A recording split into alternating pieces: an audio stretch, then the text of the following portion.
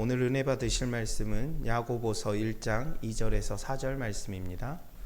야고보서 1장 2절에서 4절 말씀입니다. 찾으셨으면 우리 다 함께 2절에서 4절까지 교독해 올리겠습니다. 1장 2절입니다. 내 형제들아, 너희가 여러 가지 시험을 당하거든 온전히 기쁘게 여기라. 이는 너희 믿음의 시련이 인내를 만들어내는 줄 너희가 알미라. 인내를 온전히 이루라. 이는 너희로 온전하고 구비하여 조금도 부족함이 없게 하려 함이라. 아멘. 하나님 아버지 감사합니다. 이제 우리가 말씀 앞에 섭니다. 우리의 길을 아시고 오늘도 이 자리로 이끄신 주님, 이 시간 성령께서 우리의 마음을 붙들어 주옵소서. 우리의 마음을 주님 앞에 모아주시고 하나님이 주시는 말씀 앞에 바르게 서게 하여 주옵소서. 말씀을 전하는 주의 종을 붙들어 주시고 그 입술 위에 주님의 은혜를 더하여 주옵소서. 듣는 우리 모두에게도 같은 은혜를 허락하셔서 이 말씀이 우리의 삶을 다듬는 말씀이 되게 하여 주옵소서. 이 모든 말씀 우리 주 예수 그리스도 이름으로 감사기도 드립니다. 아멘. 오늘 이 말씀 앞에 서면서 제 마음에 가장 먼저 든 생각은 이것이었습니다. 이 말씀이 참 어렵습니다. 야고보는 이렇게 말하는데요. 내 형제들아, 너희가 여러 가지 시험을 당하거든 온전히 기쁘게 여기라. 그런데 저는 이 말씀을 읽을 때 처음부터 바로 아멘이 되지 않았습니다. 시험을 당하는데 어떻게 기쁘게 여길 수 있겠습니까? 아픈데 어떻게 기뻐할 수 있겠습니까? 답답하고 내 뜻대로 되지 않는데 그걸 기쁨으로 받으라는 말씀이 제 마음에 쉽게 들어오지 않았습니다. 그래서 오늘은 이 말씀을 너무 빨리 정리하고 싶지도 않았고요. 또 매끈하게 설명해내고 싶지도 않았습니다. 무언가 결론부터 잘 말해보겠다는 마음으로 서기보다는 먼저 이 말씀 앞에서 제 자신의 마음부터 숨김없이 내려놓고 싶었습니다. 그래서 제 안에서는 오히려 이런 기도가 먼저 나왔는데요. 주님, 이 말씀은 제게도 너무도 쉽지 않습니다. 저도 이 말씀 앞에 선뜻 아멘하지 못하겠습니다. 주님, 어떻게 시험을 기쁘게 여기라는 이 말씀 너무도 어렵습니다. 우리는 하나님 말씀 앞에서도 자꾸 빨리 이해하려고 합니다. 또 설명하고 싶어 합니다. 정리해 두어야 마음이 놓이기 때문인데요. 그래야 내가 이 말씀을 믿는 것 같고 하나님을 좀 아는 것처럼 느끼기 때문입니다. 그런데 살아보니까요, 하나님은 그렇게 다 설명되는 분이 아니었습니다. 내 머리로 정리되는 분도 아니었습니다. 하나님이 하시는 일은 늘 내 계산과 같지 않았고요. 또 하나님이 이끄신 길은 내가 원하는 그 속도로만 흘러가지 않았습니다. 그런데 이상하게도요, 그런 하나님을 떠나지 못하겠습니다. 이해가 다 되지 않았는데도 예배의 자리에 옵니다. 납득이 되지 않았는데 다시 말씀을 펴고 있어요. 내 삶이 꼬인 것 같고 마음이 무너진 것 같은데 결국 하나님 앞에 앉아있게 됩니다. 그래서 오늘은 이 말씀을 잘 설명해야겠다는 마음보다 먼저 이 말씀 앞에 붙들리고 싶었습니다. 말씀을 준비하는 동안 제 안에 있던 마음도 조금씩 보이기 시작을 했는데요. 이 말씀을 아주 잘 풀어내면 사람들이 이해하지 않을까? 또 잘 설명하면 받아들이지 않을까? 그런 기대가 제 안에도 있었던 것 같습니다. 그런데 아니었어요. 설교자는요, 사람을 바꿀 수 없습니다. 설교자는 사람을 믿게 할 수도 없습니다. 우리가 할 수 있는 것은 이 말씀 앞에 함께 서 있는 겁니다. 때로는 선뜻 받아들이기 어려운 말씀 앞에서 설교자도 먼저 멈추고 회중도 함께 멈추는 것입니다. 오늘 저는 그런 마음으로 이 자리에 서 있습니다. 오늘 이 본문을 붙들고 있으면서 제 안에 아주 오래 머문 생각이 하나 있습니다. 하나님은요, 내가 망한 시간이라고 부르는 그 자리를 다듬어 가시는 길로 보고 계신다는 겁니다. 이 문장을 오늘 우리 마음에 오래 두었으면 좋겠습니다. 우리는 성경의 고난을 자꾸 큰 사건으로만 봅니다. 그리고 기억해요. 욥의 고난, 요셉의 고난, 바울의 핍박, 예수님의 십자가. 그러다 보니까 고난을 너무 쉽게 드라마처럼 생각할 때가 있습니다. 힘들었지만 결국 다 잘 되었어요. 또 결국 하나님이 승리하게 하셨다. 마지막에는 우리 모두 다 회복받았다. 그런데 우리 삶을 돌아보니까 그렇게 선명하게 흘러가지 않습니다.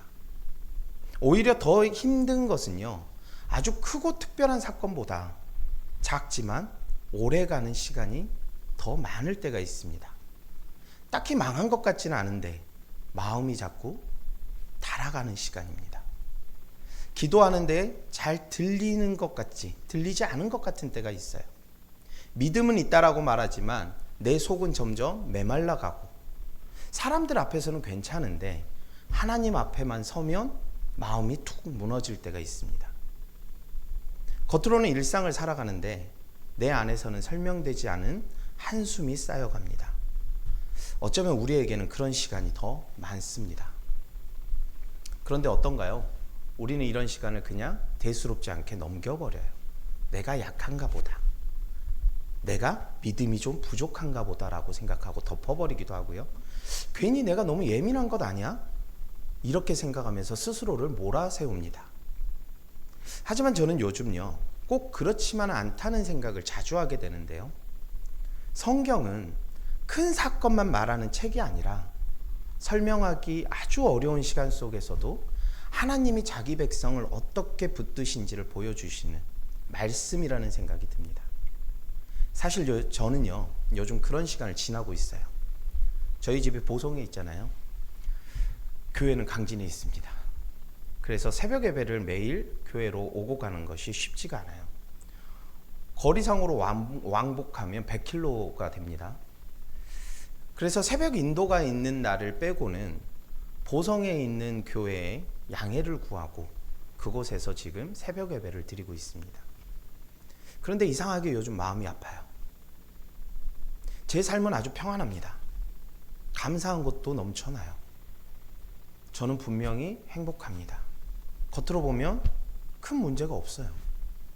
그런데 하나님 앞에만 가면요, 마음이 무너집니다. 자꾸 울게 돼요. 그냥 눈물 한 방울 흘린 게 아니라 서러움에 복받쳐서 그 새벽 예배 어깨를 들썩이면서 혼자 울고 있습니다. 저도 그 이유를 다 알지는 못해요. 무슨 큰일이 닥친 것도 아니고 엄청난 환란이 온 것도 아닌데 제 삶을 돌아보면 너무 감사한 것 투성인데, 그런데 그 새벽 예배만 가면 그렇게 눈물이 납니다. 얼마나 울고 또 얼마나 떠들고 얼마나 조잘조잘 거리고 오는지 몰라요. 이 이야기를 저희 권사님한테 했더니, 전도사님 그렇게 울지 마세요. 거기 성도들이, 거기 목사님이 우리 강남교회 무슨 문제 있는 줄 알아요. 네, 전도사님이 그렇게 울면 그러니까 우스갯소리로 그런 말을 하시더라고요. 너무 울지 마시세요. 근데 그게 제 마음대로 안 되더군요. 기도를 경건하게 제가 잘하는 것도 아니에요. 그죠? 뭐 정돈된 말을 드리는 것도 아닙니다. 그 새벽에 그냥 주님 앞에 앉아서 마음에 있는 말을 다 쏟아놓고 옵니다. 제 삶은 평안한데, 평온한데 마음은 왜 이렇게 아픈지 모르겠어요. 하나님, 감사한 거 분명히 많은데 왜 하나님 앞에서만 서면 자꾸 눈물이 나는지 모르겠습니다. 도대체 제 안에서 무엇이 흔들리고 있는지 저도 잘 모르겠습니다. 처음에는 제 마음이 무뎌진 건가 싶었습니다. 하나님 앞에서 습관처럼 그냥 돌고 있는 것은 아닌가, 신앙의 자리를 형식처럼 지키고 있는 것은 아닌지, 그런 마음이 들었어요. 그런데 가만히 돌아보니 꼭 그것만은 아닌 것 같습니다. 오히려 마음이요, 예전 같지 않다는 사실을 깨달았어요. 같은 자리를 맴도는 것 같다는 느낌, 그리고 조금씩 메말라가는 것 같은 두려움이 저를 아프게 하고 있습니다. 꼭 다람쥐 쳇바퀴 도는 것 같아요. 저는 원래 새로운 것에 익숙한 사람입니다. 한 사람과 오래 관계를 맺기보다는요, 많은 사람을 짧게 만나면서 살아오는 데 익숙했던 사람이에요. 그래서 한동안은 그런 삶이 내게 너무 잘 맞는 삶인 줄 알았어요. 그래서 영업하는 일이 내 천직이었다라고 생각하고 살았는지도 모르겠습니다. 그런데 지금 상황은 달라요. 한 자리를 지키고 오래 머물고 또 같은 일을 반복해서 걸어야 하는 시간, 이게 제 삶의 중심이 되어버렸습니다. 돌아보니까 바로 그 점이요, 제게는 생각보다 큰 어려움이었어요. 겉으로 보기에는 무너진 것 같지 않죠. 그런데 제 속은 달아가고 있었습니다. 삶은 평안한데 제 마음은 울고 있었습니다. 이 모습을 사람들 앞에서는 감출 수 있었는데요, 하나님 앞에서는 감출 수가 없었습니다. 저는 그런 시간을 지나면서 오히려 오늘 이 본문이 더 가깝게 느껴졌습니다. 시험은 꼭 큰 사건만으로 오지 않습니다. 사람을 오래 흔드는 것은요, 이 바깥의 폭풍만이 아니라는 것을, 겉으로는 괜찮아 보여도 설명되지 않는 마음의 무게가 사람을 깊이 흔들 수 있구나. 아마 우리 안에도 그런 시간이 있을 겁니다. 큰 일이 난 것은 아니에요. 겉모습은 괜찮습니다. 그런데 마음이 아파요. 이유를 다 설명할 수는 없는데 하나님 앞에만 가면 눈물이 납니다. 그런데 우리는 그런 시간을 대수롭지 않게 그냥 넘길 때가 있어요. 그냥 지나가는 감정 정도로만 생각합니다. 그런데 하나님은요, 그런 시간을 가볍게 보지 않으십니다. 내게는 이름 붙이기 어려운 시간이지만 하나님 앞에서는 결코 헛된 시간이 아닙니다. 여기서 우리는 한 가지를 분명히 붙들어야 합니다. 성경은요, 고난을 미화하지 않습니다. 성경은 고난이 좋다라고 말하지 않아요. 아픔 자체가 아름답다고 말하지도 않습니다. 그런데 우리는 너무 쉽게요, 말할 때가 있어요. 고난도 주님이 주시는 것이다. 시련도 주님이 주시는 것이다. 다 하나님 뜻이다. 이 말은 우리가 쉽게 꺼낼 말이 절대 아닙니다. 잘못 던지면요, 사람의 마음도 다치게 하고 하나님도 오해하게 만들 수가 있어요. 제가 어릴 때의 일인데요, 제가 초등학교 정도였을 거예요. 저희 이모 딸이 이제 막 걸음마를 뗀 딸이 동생이었는데 너무 예뻤어요. 한 번만 안아보면 소원이 없겠는데 요 아이가 저한테는 오지 않고요, 다른 사람들에게는 다 안기는 거예요. 뭘 줘도 안 와요. 그래서 제가 어떻게 했냐면요, 몰래 가서 꼬집어 버렸습니다. 그랬더니 이 아이가 자지러지면서 우는데 그 우는 와중에 제가 손을 내미니까 저에게 안기는 거예요. 또 했어요. 그 아이를 안고 싶을 때마다 저는 꼬집었습니다. 그리고 인자한 척 세상의 모든 것 다 주는 것처럼 안았어요. 저는 이 아이가 울면 안아줄 사람이 필요하다는 것을 이용한 거죠. 지금 생각하면 참 못된 마음입니다. 그죠? 아프게 해놓고 울게 해놓고 그 다음에 손을 내밀어서 나에게 오게 만든 것이죠. 그 아이에게는 저는 해를 가한 동시에 위로를 하는 사람처럼 보였을 거예요. 그런데 저는 이 기억을 떠올릴 때마다 분명히 알게 됩니다.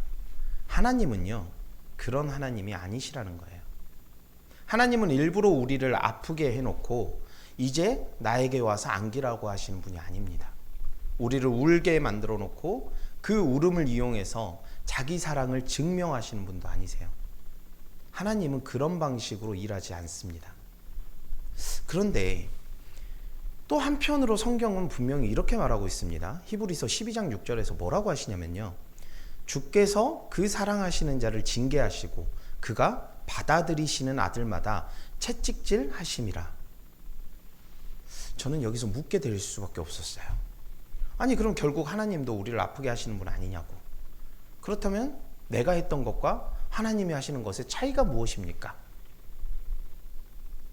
한참 이 말씀을 가지고 묵상하는데요, 결정적 차이를 봤습니다. 사람의 손에는 욕심이 있어요. 내가 조정하려는 마음이 있습니다. 내 뜻대로 움직이게 하고 싶은 마음이 있어요. 그런데 하나님 손에는요, 그 욕심이 없습니다. 조종이 없어요. 하나님은 이용하지 않으십니다. 하나님은 우리의 눈물을 도구로 삼지 않으시는 분이에요. 하나님은 사랑하시기 때문에 다루시는 분입니다. 사랑하시기 때문에 버려두지 않으시는 거예요. 사랑하시기 때문에 때로는 멈추게 하시고요, 기다리게 하시고 돌아보게 하십니다. 그러나 그 모든 다루심은 우리를 망가뜨려서 자기 사랑을 증명하려는 손이 아니라 끝내 살리시고 빚어가는 손인 겁니다. 그래서 저는 오늘 이렇게 말하고 싶습니다. 하나님은 우리를 망하게 하려고 이 시간을 두시는 분이 아니라는 겁니다. 그리고 그렇다고 이 시간을 내버려 두는 분도 아닙니다. 오늘 야고보가 바로 그 지점을 말하고 있습니다. 너희가 여러 가지 시험을 당하거든 온전히 기쁘게 여기라. 이 말씀은요, 아픈 일을 좋아하라는 말이 아닙니다. 눈물 나는 시간을 반가워하라는 말도 아니에요. 여기서 중요한 것은 결국 시선의 문제입니다. 지금 내가 지나가고 있는 이 시간을 하나님 없이 해석하면요, 그저 망한 시간처럼 보일 수 있어요. 버려진 시간처럼 느껴질 수 있습니다. 그러나 야고보는요, 그 시간을 하나님 없는 자리에서 보지 말라라고 합니다. 3절에 보면 이렇게 되어 있습니다. 이는 너희의 믿음의 시련이 인내를 만들어내는 줄 너희가 알미라. 여기서 야고보는 그냥 시련이라고 하지 않고요, 믿음의 시련이라고 말합니다. 저는 이 표현이 참 오래 남았어요. 나는 그냥 힘든 일이라고 부르는데요, 말씀은 믿음의 시련이라고 부릅니다. 나는 망한 시간이라고 생각을 안 하는데 하나님께서는 인내를 빚는 시간이라고 말씀하고 계세요. 나는 이게 끝이라고 느끼는데요, 하나님은 아직도 과정이라고 말씀하고 계십니다. 어쩌면 신앙은요, 내가 내 삶에 붙이는 이름보다 하나님이 그 시간에 붙이시는 이름을 듣는 일인지도 모르겠습니다. 나는 실패라고 부르는데 하나님은 다듬음이라고 말씀하고 계세요. 나는 왜 이런 길이냐고 물어요. 그런데 하나님은요, 그 길에서 너를 놓지 않았다라고 말씀하고 계십니다. 나는 왜 이렇게 오래 걸립니까? 근데 하나님은 뭐라고 하시나요? 아직 끝난 게 아니야. 이렇게 말씀하십니다. 이 말씀은 결국 내 자리를 다시 돌아보게 돼요. 시험 앞에서 우리는 드러나 버립니다. 여전히 내가 내 삶의 주인이고 싶어 하고요, 이해돼야 믿겠다는 마음이 있습니다. 설명할 수 있어야 받아들이겠다는 교만이 있다는 것을 보게 됩니다. 통제할 수 있어야 안심하려는 그 마음도 그 자리에서 드러나게 되는 거예요. 시험은 바로 그 부분을 흔들어 버립니다. 내 주권을 흔들고요, 내 통제를 흔들고 내가 다 붙들고 있다는 착각을 흔들어 버립니다. 그 흔들림을 당하면요, 비로소 알게 되는 것이 하나 있어요. 나는 내가 생각하는 것보다 강하지 않습니다. 훨씬 쉽게 무너지는 사람이에요. 그래서 하나님이 더 필요한 존재라는 겁니다. 저는 요즘 새벽 예배 자리에서 그걸 배우고 있습니다. 저는 제가 제 마음을 붙들고 사는 줄 알았어요. 그런데 사실은 그렇지 않습니다. 저는 제가 제 삶을 꽤 잘 정리하고 산 줄 알았습니다. 그런데 그렇지 않았어요. 저는 평안하면 다 괜찮을 줄 알았어요. 그런데 그 평안 속에서도요, 사람의 마음은 얼마든지 아플 수 있다는 걸 배우고 있습니다. 그리고 그 자리에서 하나님을 다시 바라보게 됐어요. 하나님은요, 빨리 해결해 주시는 분으로만 일하지 않으세요. 당장 설명해 주시는 분이 아니에요. 내가 원하는 속도로 움직여 주시는 분도 아닙니다. 그런데 그렇다고 해서 그 길에서 사라지시는 분도 아니에요.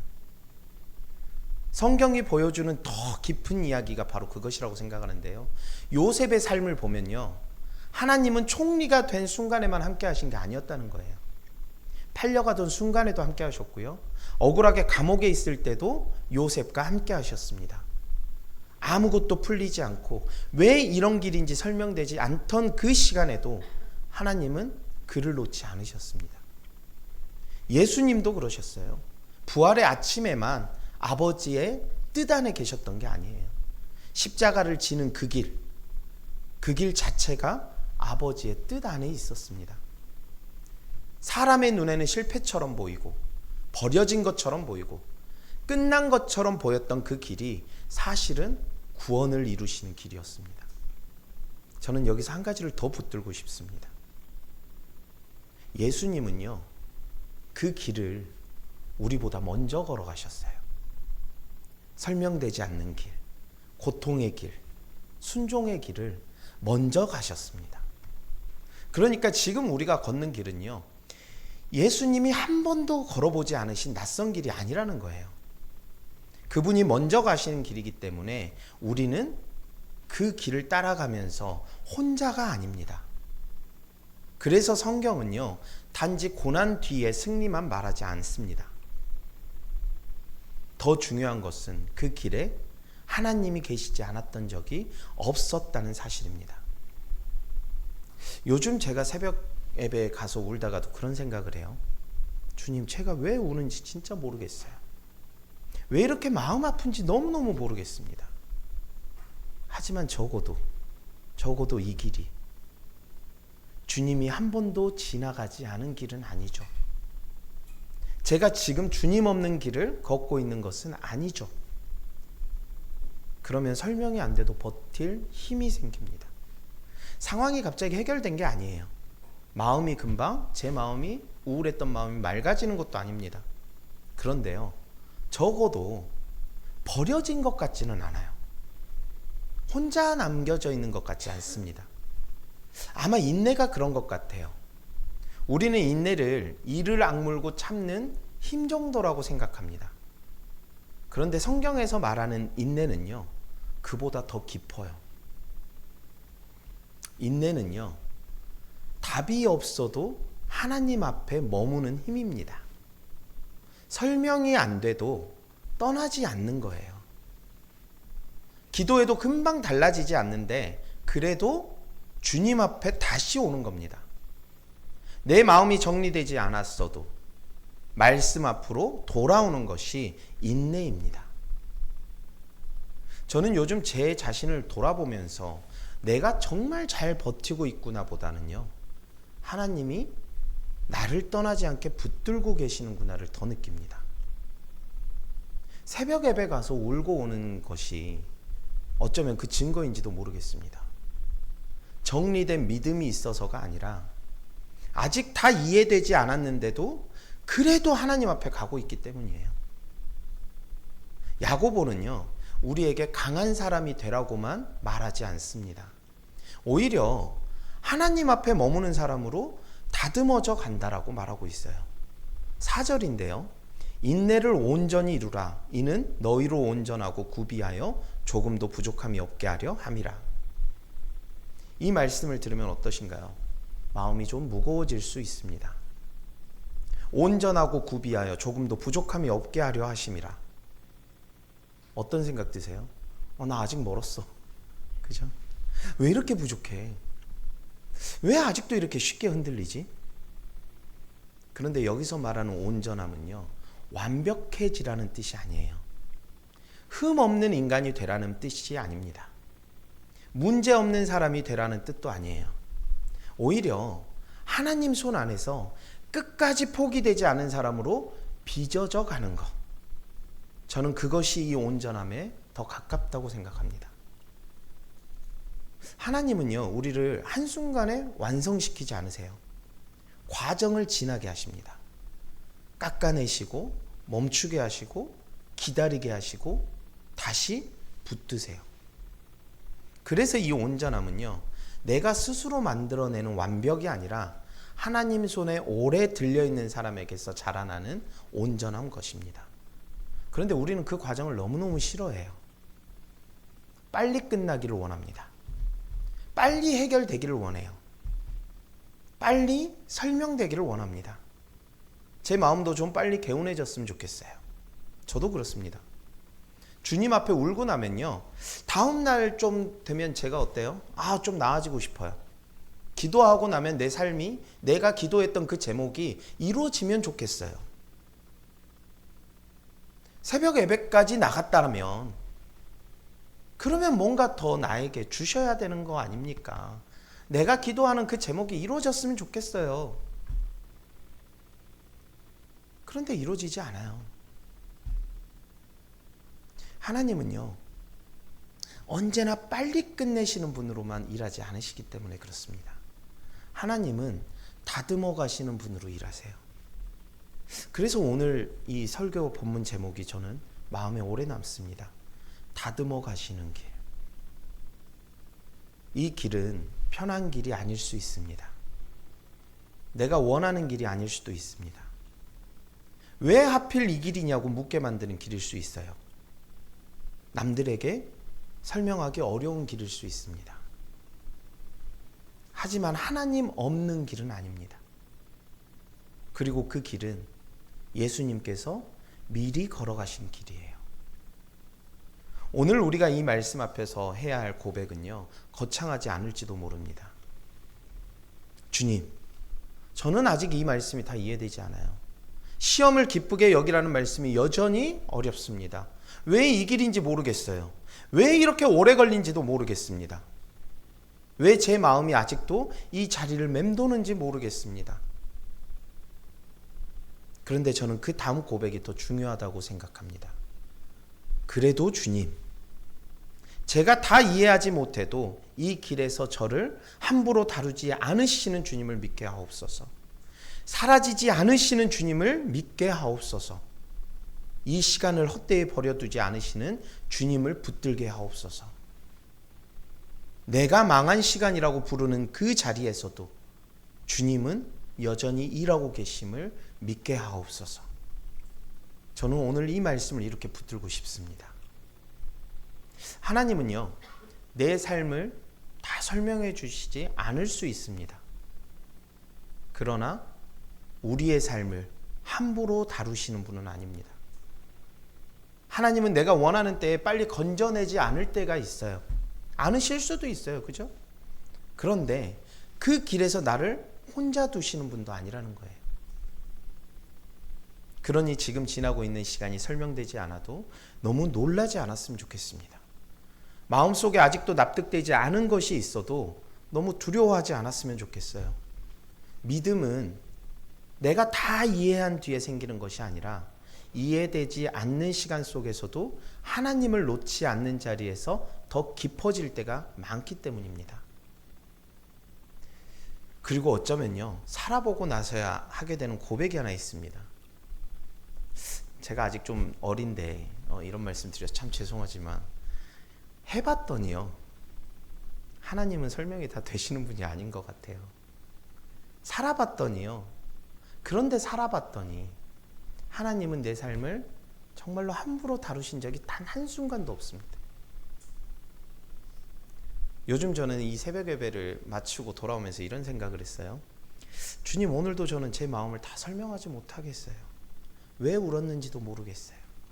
그런데 오늘도 주님 앞에 와서 올 수 있는 것만으로도 주님이 저를 버리지 않으셨다는 증거가 아니겠습니까? 라고 물었습니다. 어쩌면 그것이 지금 제게는 아주 큰 위로였어요. 내가 잘 믿고 있다는 확신보다 아직 하나님 앞에 울 수 있다는 사실이 더 큰 위로가 됩니다. 아직 하나님께 마음을 쏟아놓을 수 있다는 사실, 아직 주님을 향해서 말할 수 있다는 사실이 제게는 더 큰 겁니다. 그것만으로도 하나님께서 저를 다듬어가고 계신다는 생각이 들기 때문입니다. 혹시 우리 안에도 요즘 그런 시간이 있습니까? 겉으로는 괜찮은데 마음이 아픈 시간, 설명은 잘 안 되는데 하나님 앞에서 자꾸 눈물이 나는 시간, 큰 사건은 없는데 오래 마음이 달아지는 이런 시간 말이죠. 오늘 말씀은 그런 시간에게 말하고 있습니다. 그 시간은 헛되지 않습니다. 하나님 손 밖에 있는 시간도 아닙니다. 하나님은 그 자리에서도요, 믿음을 만지시고 인내를 빚으시고 사람을 다듬어 가십니다. 그러니까 너무 서둘러서요, 우리의 삶에 이름을 붙이지 않았으면 좋겠어요. 너무 빨리 끝이라고 말하지 않았으면 좋겠습니다. 너무 쉽게 안 된다라고 단정 짓지 않았으면 좋겠어요. 함께 예배하고 싶죠. 내 가족과 함께 예배하는 것 얼마나 큰 행복입니까? 저는 몰랐습니다. 우리 4명의 식구가 한 교회에서 한 자리에서 함께 예배할 수 있다는 것, 그것이 얼마나 큰 축복인지 요즘 더 뼈저리게 행복하다는 걸 느껴요. 그런데 이 행복을 우리 동역자분들도 느끼고 싶은 마음 왜 모르겠습니까? 기도 제목 올리잖아요. 내 자녀가, 내 남편이, 내 아내가 하나님 앞에 나아올 수 있게. 그런데요, 조바심 내지 않았으면 좋겠어요. 단정 짓지 마세요. 해도 몇십 년 했더니 안 되더라, 저 사람은 안 돼, 단정 짓지 않았으면 좋겠습니다. 내가 망한 시간이라고 부르는 그 자리를요, 하나님은 다듬어 가시는 길이라고 부르실 수 있습니다. 오늘도 그 고백으로 버티고, 그 고백으로 예배하고, 그 고백으로 다시 말씀 앞에 서게 되기를 바랍니다. 기도하겠습니다. 하나님 아버지, 오늘 말씀을 들었지만 여전히 다 이해되지는 않습니다. 왜 이런 길인지, 왜 이렇게 오래 걸리는지, 왜 이 시간이 내게 필요한지 잘 모르겠습니다. 그런데 하나님, 내가 모른다고 해서 우리 주님까지 모르시는 것은 아님을 믿게 하여 주옵소서. 내가 망한 시간이라고 생각하는 그 자리에서도 주님은 아직 나를 붙들고 계시고 아직 우리를 다듬어가고 계심을 믿게 하여 주옵소서. 설명되지 않아도 주님을 놓지 않게 하시고 마음이 흔들려도 주님 앞을 떠나지 않게 하여 주옵소서. 오늘 들은 이 말씀이 그냥 지나가는 말이 아니라 내 삶에서 살아내야 할 말씀이 되게 하여 주옵소서. 이 모든 말씀 우리 주 예수 그리스도 이름으로 감사합니다.